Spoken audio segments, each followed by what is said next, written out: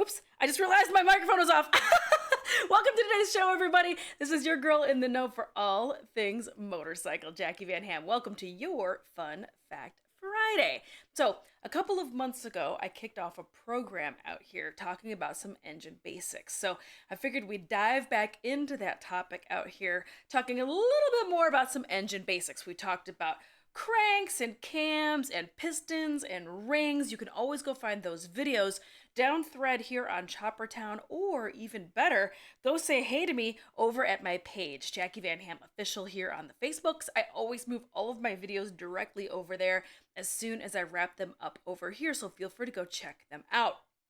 Anywho, so for today's Engine Basics program, I figured we'd carry on a little bit more into that theme, and I put in the comments, are you ready to rock? Because we're going to talk about rocker arms. What the hell are they? What do they do? What are they for? I figured that's where we would pick up that topic today. So welcome back to the show. As always, I can see your comments, so feel free to peek in and say hey.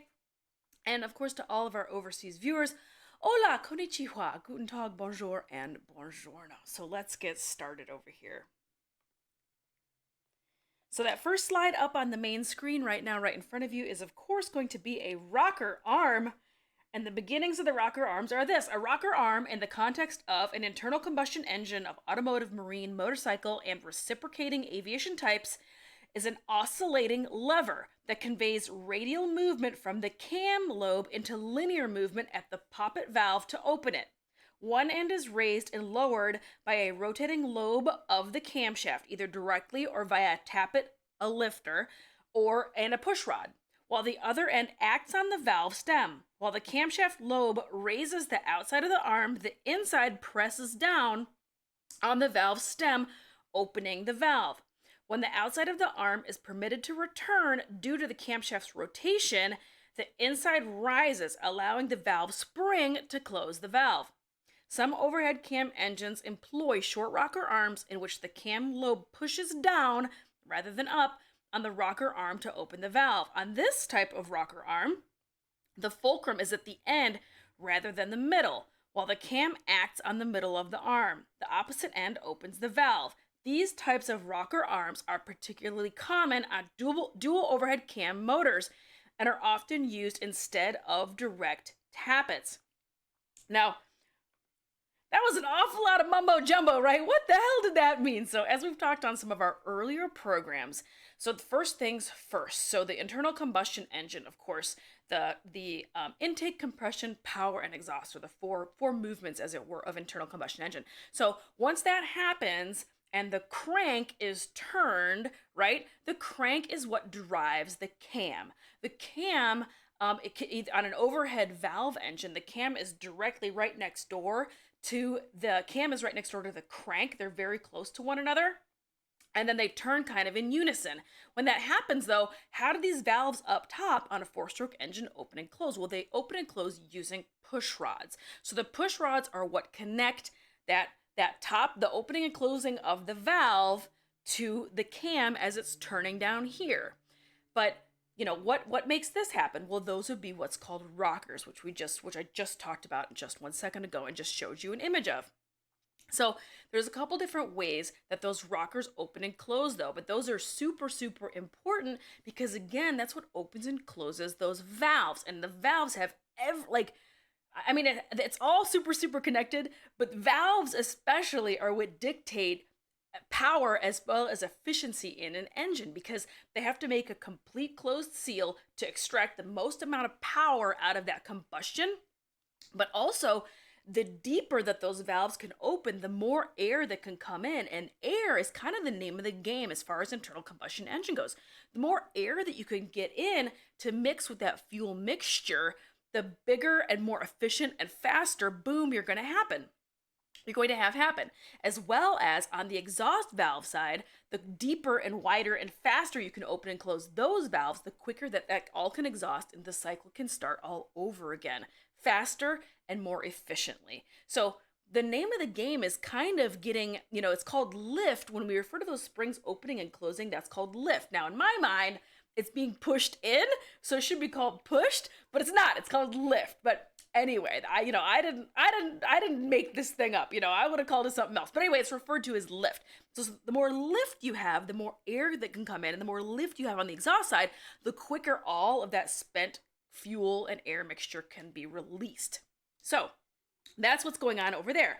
So again, what now we just talked about, and I mentioned the word tappet. So what in the hell is a tappet? Well, let's jump ahead just a tiny little bit and find a picture of a tappet. Overhead valves and their actuation mechanism. The camshaft is to the far right, and as you can see, it's got those lobes, those pointy ends on it, and that's as those rotate, that is what pushes up on that push rod. And then the camshaft is to the far right, tappets are next to it. So the tappet is that mechanism that connects to that or makes contact with that lobe. In an internal combustion engine, a tappet, which is also called a valve lifter or cam follower, this is like beep, beep, beep, beep, beep, beep, breaking news, because to be honest, I didn't know all three of those things were the same damn thing. And I've heard that said all over the place. Well, I didn't know that those were all the same thing. An internal combustion engine, a tappet, also called a valve lifter or cam follower, is the component which converts the rotation of the camshaft into vertical motion, which opens and closes the intake or exhaust valve. The types of valve lifters, i.e. tappets, commonly used by automotive engines are solid lifters, hydraulic lifters, and roller lifters. An alternative to the tappet is the finger follower, which is a pivoting beam which is used to convert the camshaft rotation into opening and closing of a valve. Finger followers are used in some high-performance dual overhead camshaft engines instead of bucket tappets, most commonly in motorcycles and sports cars. To reduce wear from the rotating camshaft, the tappets were usually circular and allowed or even encouraged to rotate. This avoided grooves developing from the same point of the tappet always running on the same point of the camshaft. However, in some relatively small engines with many cylinders, the tappets were small and non-rotating. Most flat tappets, i.e. without rollers on the end, usually contain a slight radius, which creates a subtle mushroom-shaped surface, since a perfectly flat surface leads to slamming against a steep camshaft face. So what we're talking about there with those tappets are if they have something that is flat and it's going against a lobe which is round, as this rotates and pushes it up and down, if it's flat, it'll have a tendency to want to slam back down as the lobe is pushing it and rotating it. So it's more clever to have them both have rounded edges. That way it more gently, as it were, opens and closes the rocker, which pushes again the valve. Because now again, the valve, as it goes up and down, it has springs which are under ton of tension. They're super strong, and they want to like slam back closed. But by having everything have a rounded end to it, or even better, a bearing to it versus flat surfaces whacking on flat surfaces, it makes it open and close a little bit more gently, which relieves a little bit of the stress and strain on, again, that valve, the rocker, all of these parts. So I thought the drive cam is driven again by the camshaft. This pushes the rocker arm up and down about the trunnion pinion or rocker shaft. Friction may be reduced at the point of contact with the valve stem by a roller tip. Again, that's what I was just talking about, how by them having rounded or bearings on the ends of these components, it just helps everything glide a little bit smoother and not be quite so aggressive. A similar arrangement transfers the motion via another roller tip to a second rocker arm. This rotates about the rocker shaft and transfers the motion via a tappet to the poppet valve, which is what we were just talking about.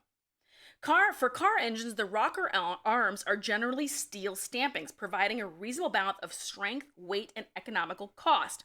Because the rocker arms are, in part, reciprocating weight, excessive mass, especially at the lever ends, limits the engine's ability to reach high operating speeds. For this reason, aluminum is often used for high-performance aftermarket rocker arms, aftermarket rocker for pushrod engines, as well as many OEM rocker arms on overhead cam engines. Aluminum rockers on overhead cam engines often have a steel pad or roller. Again, you keep hearing about these rollers and these bearings and things at the ends of these different components. Where the cam contacts the rocker arm in order to reduce wear. Truck engines, mostly diesel, use stronger and stiffer rocker arms made of cast iron or forged carbon steel. So the slide that's on your screen right now is an overhead camshaft that has a that has a direct cam operation. So as you can see, the cam is that ovoid shaped part with the lobe, which is the longer part sticking out. And on previous shows, we've discussed how important cams are. Cams, and especially the phrase hot cams, because as I've mentioned a bunch of times on this show, what the hell is a hot cam? Okay, so a hot cam refers to those lobes being more elongated, being longer. That way they press more deeply into that valve, opening it up, creating more lift, even though I think it's depth, but whatever, creating more lift, which again is the whole name of the game as far as getting air to come in quickly and air and spent fuel to leave quickly. So this is showing a direct contact cam, and it is going to be making direct contact to, again, that spring and that valve. And the pressure of that spring is also what helps return that cam up and down, although the cam is also going to be rotated by the crankshaft, of course. But you got to remember, the spring force within all of these components are very, very, very, very strong. So it is really important, when you're thinking about mucking about with cams and springs and rocker arms and push rods, which you can, by the way, in order to add more performance to any engine, any of those components in any configuration can be modified. Again, the more deeply, which means maybe lengthening your push rods. Is that a thing? Yes, absolutely. Is lengthening your rocker arm so that way it also pushes more deeply? Is that also a thing? Yes, absolutely. The hotter cam with the deeper lobes in order to push more deeply. Again, notice what I'm getting at. It has everything to do with pushing these valves down as deep as possible, as quick as possible, but also while trying to maintain strength.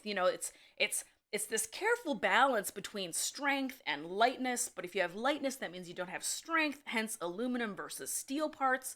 But I just thought that was really interesting, and it's definitely, gets down the path of getting into more high horsepower and more high performance type geekery, but it's just really important to understand the basics of how all of these engines work. So again, today's conversation was talking about rocker arms, the overhead camshaft rocker arm design, again with the cams and then with the push rods as well. This is currently on your screen right now. That is a push rod driven engine. So you're going to see your cam at the very bottom left with that lobe now getting ready till it's at the highest point. So it is pushing up on that push rod, which in turn is pushing the rocker arm down into the spring and into the valve. So now that it is pushing down, that means that it is also at its widest possibility. It has the highest lift going on right now. In order to increase that lift, look at the opportunities you have to change. You can either make that cam have a taller or hotter cam, a taller lobe, or you can lengthen or shorten these push rods. You can also lengthen or shorten the rocker arms. And then that all changes and dictates how deep that valve goes. But do be aware, if you start mucking around with all of this, you have to also take into consideration the springs. Because if you start pushing too deeply and those springs make contact with one another, you are in a big boatload of trouble. That is bad news bears, and you don't want that to happen. So you have to change to a stiffer spring.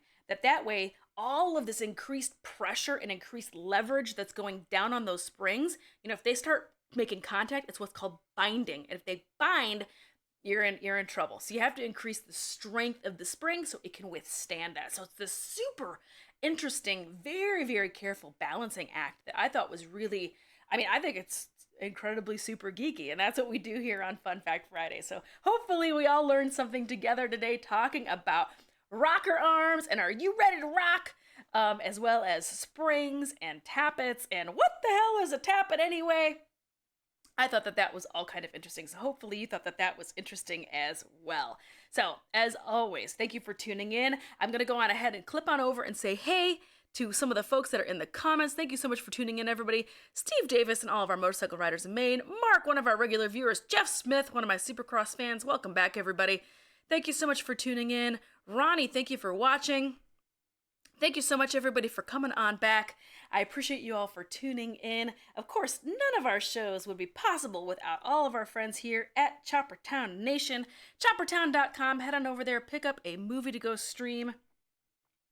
My friends over at vroomyourroom.com, Vroom Retract Back. All things motorcycle, my brand new podcast that's up over at Buzzsprout. And twostroketees.com, my new venture over there. Click on over and go pick up a t-shirt and help support the show. Here, your girl in the know for all things motorcycle, Jacqui Van Ham. Thank you so much for tuning in, everybody. Give me a follow over on the Instagrams. And, it all goes down in the stories, right? So thank you so much for tuning in, everybody. And thanks again for your patience. I know I'm working with a whole bunch of new software and cameras and things and stuff, and hopefully it all went a little bit smoother today. I'm still sussing it out here. I'm not gonna lie. It's a whole lot of trying, but nothing ventured, nothing gained over here. And I'm willing to roll the dice and keep on trying and keep on plugging away at it for you guys. So thank you so much for tuning in. Have a great weekend no matter where you are out there in the world. Thanks for clicking, liking, and sharing all of our videos. No matter where you are, head on out there and go ride safe. Have an awesome weekend, everybody, and I'll see you next week.